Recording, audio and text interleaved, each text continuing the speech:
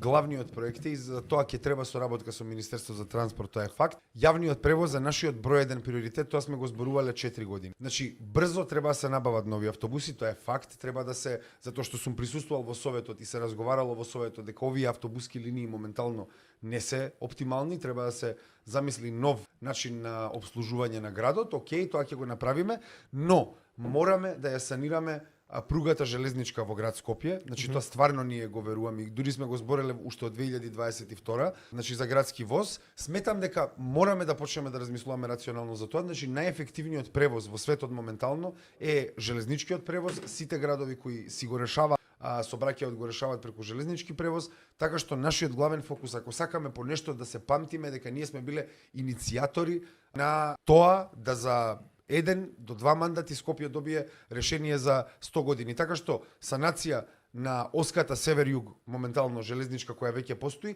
поврзување на железничката пруга со затоа Министерство за транспорт со аеродромот, бидејќи ние сме главен град кој нема железничка поврзаност помеѓу аеродромот и својот центар на градот, што не треба да биде така, и поставување на нова оска исток-запад. Сметаме дека со откажување од концепти на брзи транзициони решенија, да ги гледаме како долгорочни решенија, можеме на нашите македонски железници да им отвориме работа, да ги реанимираме, и сметам дека ако се посветиме на железничкиот превоз во град Скопје, тоа ќе го разбуди железничкиот превоз во цела Македонија. А ние се наоѓаме на коридор 8 и коридор 10 и тоа ни е потребно и идеме во таа насока, затоа една градска власт треба да се фокусира на тоа.